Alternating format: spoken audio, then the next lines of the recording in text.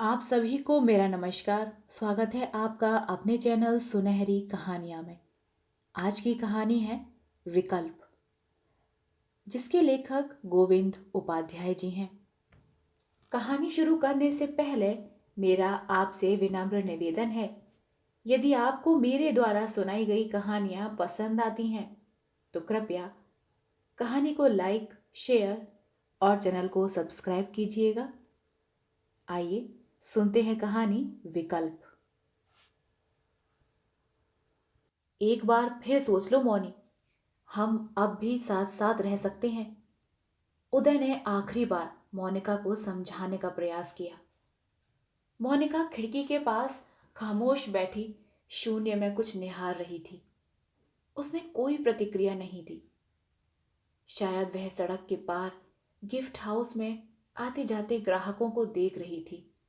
उसने एक बार कहा भी था, जानते हो उदय, जब कभी मैं डिप्रेशन में होती हूं तो सामने वाली शॉप की तरफ देखती हूँ और सोचती हूँ कि इसमें आने जाने वाले लोग किसी न किसी के लिए कोई उपहार खरीद रहे हैं। और तब मुझे लगता है कि दुनिया में आज भी प्यार भरा हुआ है। कमरे में बोझल सन्नाटा पसरा हुआ था। उदय ने एक बार फिर अपनी बात दोहराई। इस बार मोनिका ने अपना सिर उदय की तरफ घुमाया और उसकी आंखों से आंसू की बूंदें निकलकर गालों पर लुढ़क गईं। बिना कुछ भी कहे उदय ने सब कुछ समझ लिया था। लेकिन मोनिका के होठ हिले। क्या चाहते हो उदय, मैं अपने पेरेंट्स को यह बताऊं कि मैं पिछले 5 साल से एक आदमी के साथ उसके फ्लैट में रहती हूं? क्या वो इस बात को सह पाएंगे? नहीं, कभी नहीं। वो अपने बेटे बहू से निराश अपने जीवन का अंतिम समय अपनी उस बेटी के साथ बिताना चाहते हैं जो उनके लाख मनाने पर भी आज तक शादी नहीं कर सकी। नहीं, हम अब साथ नहीं रह सकते। मैं उनके आने से पहले यह फ्लैट छोड़ दूंगी। उदय को लगा कि मोनिका की बातों में दम तो है ही। इस महानगरीय व्यवस्था के लिए ऐसे रिश्ते का भला कौन माता पिता पसंद करेंगे? यह तो बस इस महानगर की दौड़ती भागती जिंदगी का एक सुविधाजनक रास्ता है। उदय जब पहली बार दिल्ली आया था तो कई दिनों तक उसे नींद ही नहीं आई थी। हर समय सहमा सहमा सा रहता था। तब वह मात्र 20 साल का था। कॉलेज से निकला हुआ ताज़ा ताज़ा रंगरूट। कहाँ मेडिकल रिप्रेजेंटेटिव की नौकरी और कहाँ उसका गमवई टोन। किसके जुगाड़ से आए हो गुरु? सहकर्मियों ने उसके हाव भाव को देखकर पूछा था। वह क्या बोलता कि वह कॉलेज ही नहीं विश्वविद्यालय टॉपर है। उसे अपनी आर्थिक मजबूरी के कारण यहाँ ज्वाइन करना पड़ा है। वह तो आईएएस बनना चाहता था। धीरे धीरे दिल्ली उसे रास आने लगी थी। वह भी रेस के घोड़े की तरह सबसे आगे निकलने की चाहत में दौड़ने लगा था। एमआर से area manager, zonal manager, CE, Delhi से मुंबई, 2 साल अमेरिका, उसके बाद बेंगलोर। कंपनी बदलती गई, ओहदा बढ़ता गया था और जिंदगी पूरी तरह व्यावसायिक होती चली गई। जिंदगी की सारी मिठास मुट्ठी में बंद रेत की तरह फिसलती चली गई। तभी उसकी जिंदगी में मोनिका आई थी। उसका अतीत भी उदय जैसा ही था। इलाहाबाद जैसे छोटे से शहर से एमबीए किया था उसने। वह भी दिल्ली होते हुए बेंगलोर पहुंच गई थी, उसी की कंपनी के फाइनेंस विभाग में। लंच के दौरान कैंटीन में पहली बार मिला था। हेलो, मैं मार्केटिंग में हूं। मोनिका के होठों पर एक मुस्कुराहट, एक बहुत ही खूबसूरत मुस्कुराहट नाच गई थी। सर, मैं फाइनेंस में हूं। उसकी मुस्कुराहट में अभी भी कस्बाई खुशबू बरकरार थी। उदय को पहली नजर में ही मोनिका भाग गई थी। फिर तो वे अक्सर मिलने लगे। कैंटीन के लंच से शुरू हुई यह मुलाकात धीरे धीरे दोस्ती में बदल गई। भागती जिंदगी से चुराए गए फुर्सत के पलों में ऑफिस के बाहर भी मिलने लगे। मोनिका बहुत बातूनी थी। जब तक उसके साथ होती लगातार बोलती ही रहती। जानते हो उदय, 12वीं पास होने के बाद पापा मुझे कॉलेज में दाखिले के लिए ले गए तो रास्ते में उन्होंने क्या कहा? मोनिका, मैंने तुम्हें राक्षस और हीरामन तोते की कहानी सुनाई थी ना। जिस प्रकार राक्षस की जान हीरामन तोते में थी, वैसे ही हम सब की जान तेरे में है। बेटा, ऐसा कोई काम न करना कि हम सब मर जाएं। हमारे यहाँ तो हाई स्कूल में आते आते बेटियों के हाथ पीले कर दिए जाते हैं। मैं तुम्हें पढ़ाना चाहता हूँ, तुम्हें ऐसे पंख देना चाहता हूँ कि तुम खुले आकाश में उड़ सको। लेकिन बेटा, ऐसा कोई काम नहीं करना कि तेरे पापा का सर नीचा हो जाए। और पापा बोलते बोलते भावुक हो गए थे। माँ तो कभी नहीं चाहती थी कि मैं एमबीए करूं। सारा पैसा इसकी पढ़ाई में ही खर्च कर देंगे तो शादी के लिए किसके आगे हाथ फैलाएंगे। आप चाहें जितना पढ़ा लिखा दें लड़की को, बिना दहेज लिए कोई हाथ नहीं थामेगा। अम्मा समझाती रहीं, लेकिन पापा ने मेरा दाखला करा ही दिया। नोएडा में विमेन हॉस्टल के गेट पर मुझे छोड़ते समय पापा की आंखों में आंसू थे।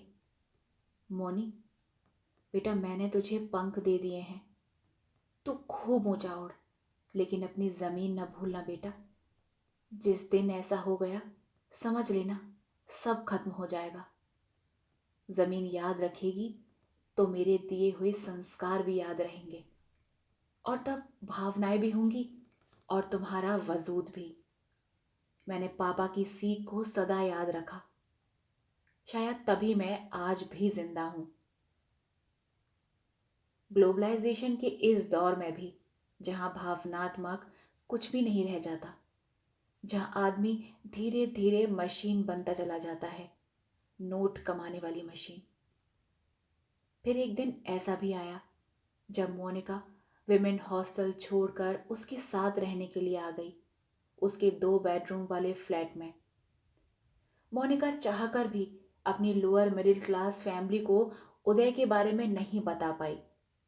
भला कैसे बता पाती कि वह एक ऐसे आदमी के साथ एक ही छत के नीचे रहती है जिससे उसके विचार मिलते हैं, जो इस विशाल समंदर में उस जैसी नन्ही मछली की सुरक्षा में अपनी हथेलियों का सहारा देने के लिए तत्पर रहता है। पिता और माँ के लिए तो वह तब भी हीरा मन तोता थी और आज भी है।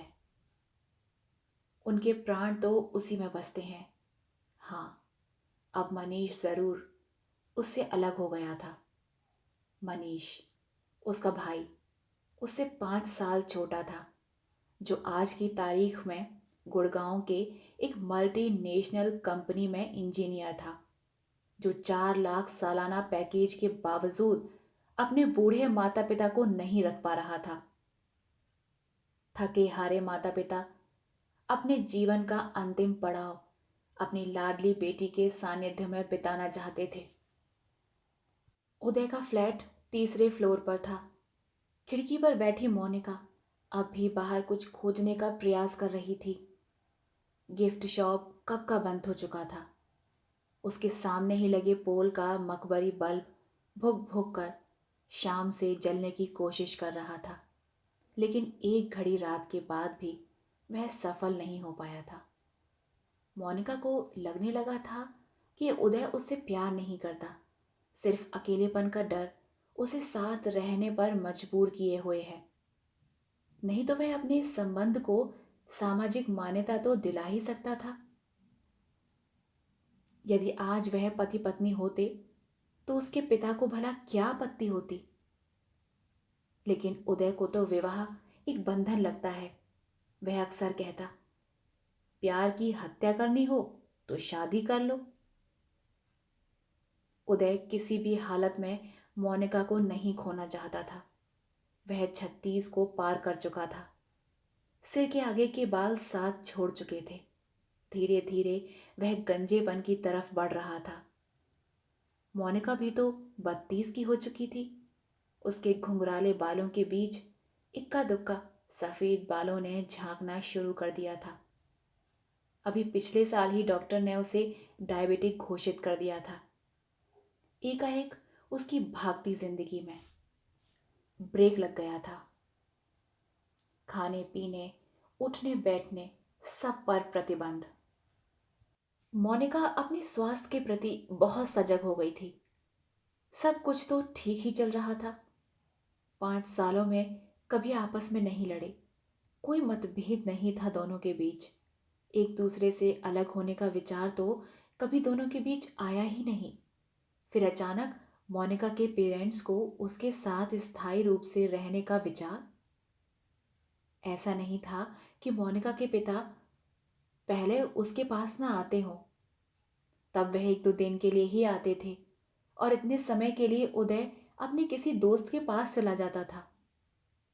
रात आधी बीत चुकी थी। बाहर तेज हवा बहने लगी थी। खुली खिड़की से अंदर आती हवा दीवार पर लगे कैलेंडर से खेलने लगी थी। तिपाई पर रखी पत्रिका के पन्ने फड़फड़ाने लगे। उदय की नजर पत्रिका पर पड़ी। उसने उसके ऊपर ऐश ट्रे रख दिया। मुख्य पृष्ठ पर एक युवा दंपत्ति ट्रॉली में बैठे अपने मासूम बच्चे को देखकर भाव विभोर हो रहे थे और वह मासूम ट्रॉली में लटके खिलौने को पकड़ने में व्यस्त था। उस उदास माहौल में भी उदय मुस्कुरा दिया। हवा तेज होती जा रही थी। मोनिका ने खिड़की बंद कर दी। उदय से उसकी नजरें टकराई। उदय अपने स्थान से उठा और मोनिका के बिल्कुल पास पहुंच गया। मोनी, मैं शादी करने जा रहा हूं।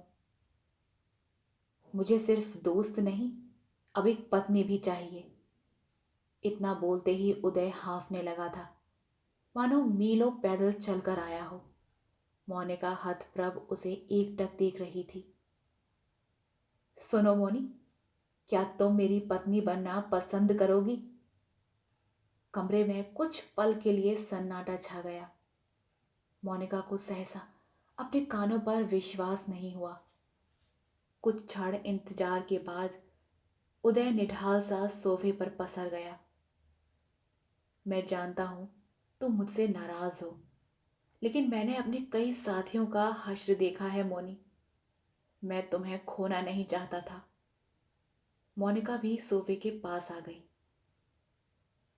हम शादी कब कर रहे हैं? कल ही।